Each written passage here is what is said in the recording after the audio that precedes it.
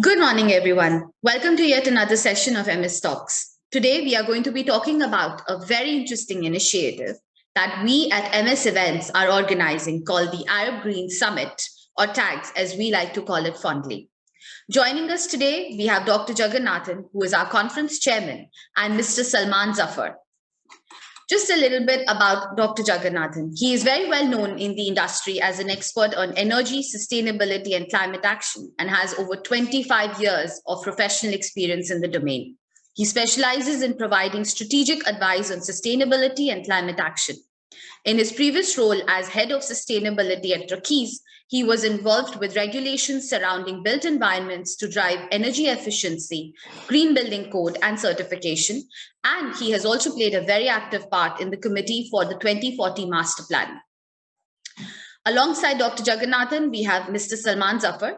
He is an international expert in waste management, renewable energy, environment protection, and sustainable development. He's a prolific writer and has authored more than 2,000 articles on environmental sustainability, waste management, renewable energy, and sustainable development. Alongside this, Salman is also the founder and CEO for EcoMENA Qatar and BioEnergy Consult India. Over to you, Dr. Jagannathan. Thank you. Thank you so much, Pritka. Good morning, Salman. How are you? Good morning, Dr. Jagannathan. I'm fine. Thanks. How are you doing?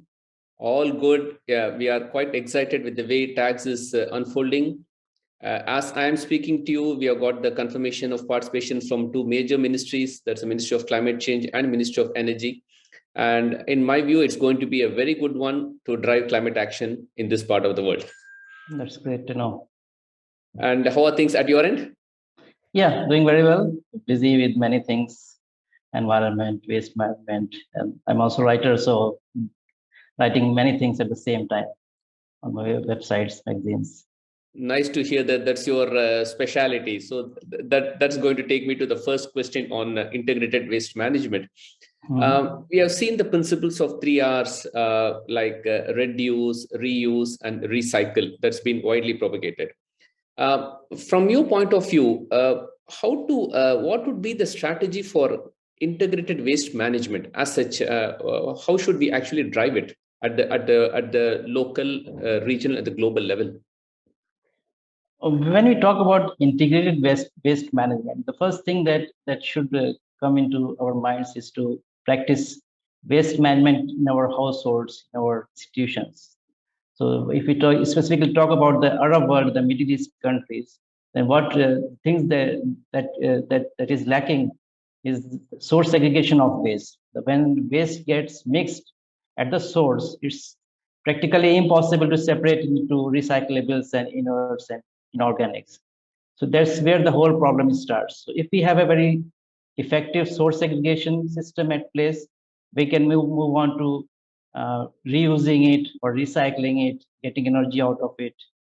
So that's the basic the principle of waste management, is to start with source segregation, then minimize the generation of waste, how to recycle it, send it to recycling plants, then whatever is left is then sent it to the waste energy plant. And ultimately, we have some amount left for the landfills as well.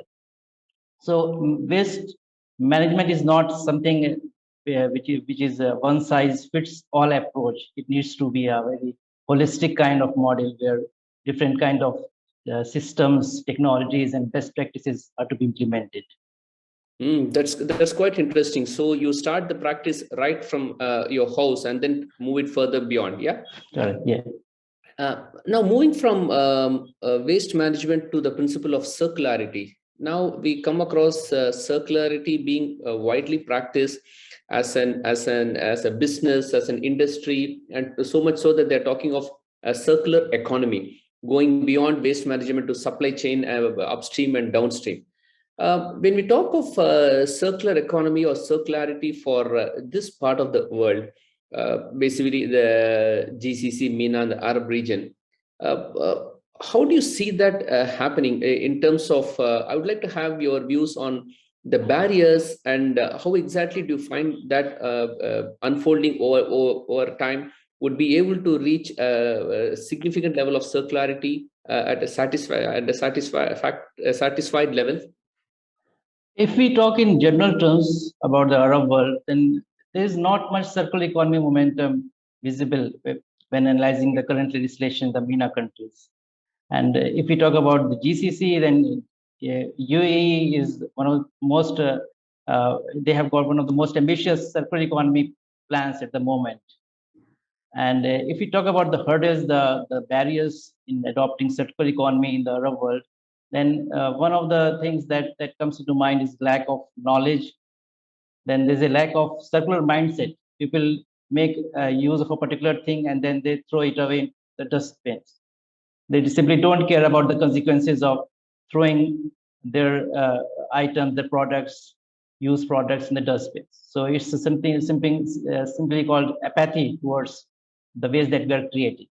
And the prohibitive investment in circular economy is also a major area of concerns, because we need to have some high degree of investment in adopting circular economy concepts in our processes and manufacturing industries.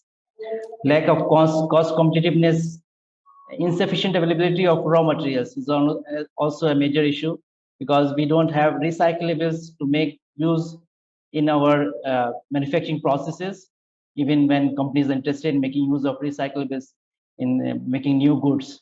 So this is also a area of then consumer acceptance is also an issue that comes into picture, because people are somewhat hesitant in making use of things that are recycled. Maybe it's because of the local culture, they are more receptive towards products that are brand new or flashy, lavish in production processes. Yeah.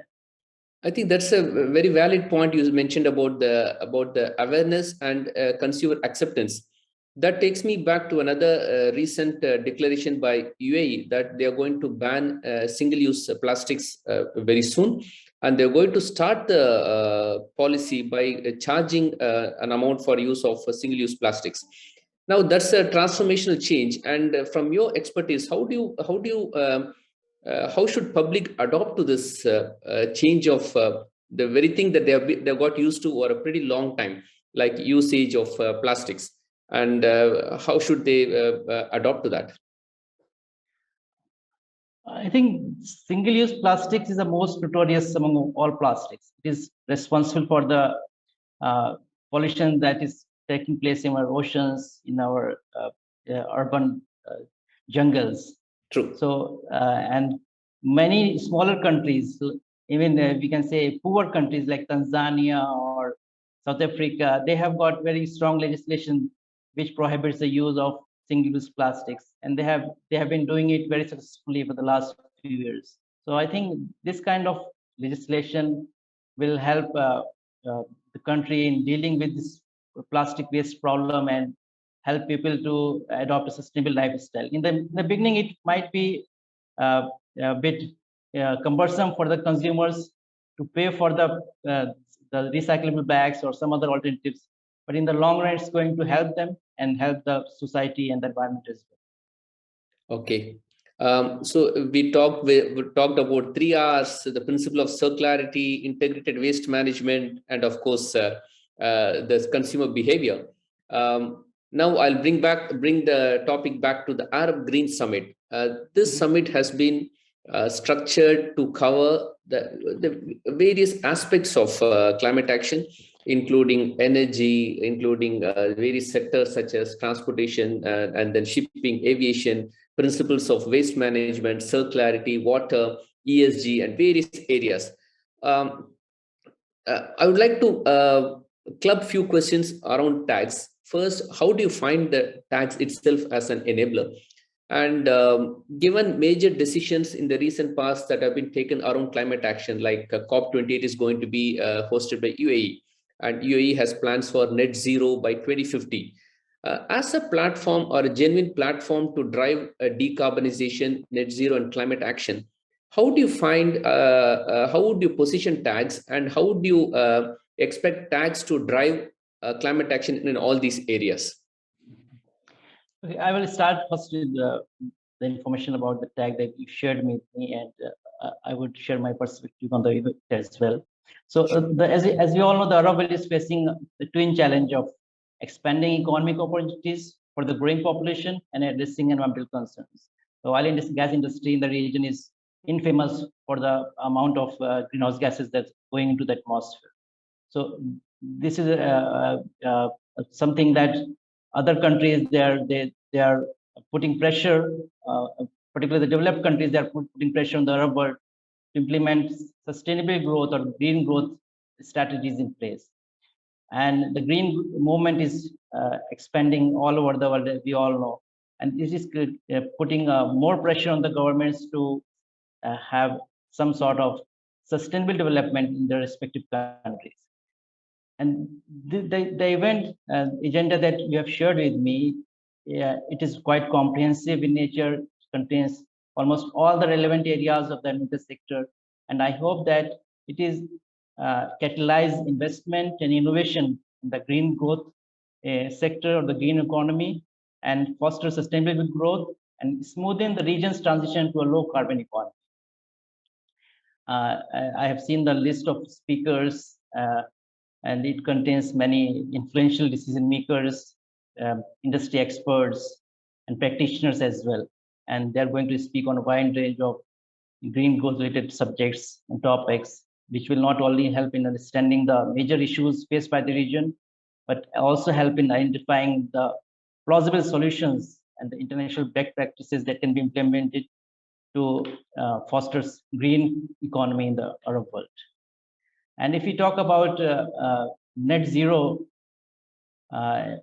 strategies that have been implemented or that have been committed by the GCC nations in COP26, then I think they can be achieved only if we are aware of the decarbonization pathways for nation states, for subnational entities, for businesses and other organizations. And this kind of awareness can be created if we have an event like the Arab Green Summit, which will help us in understanding the different low carbon pathways and to identify the strategies that can be implemented to adopt these pathways effectively and within a sustainable time frame, not something 2-3 decades. Maybe it's something that is realistic and achievable as well. Salman, I think you have shared with us your perspective, which are quite transformational, and I think we are in the same page when it comes to fighting climate action. And it was great speaking to you, and thank you so much for your time. And it was a great conversation, and we'll look forward to continuing the conversation over time, Salman. Have a great day. Thank you very much. It's great to be part of this event, and I wish you all success. Thank you so much. Thank you so much, Dr. Jagan and Salman. It was definitely a very interesting session, and we look forward to hosting you both over at TAGS. Thank you. Bye-bye.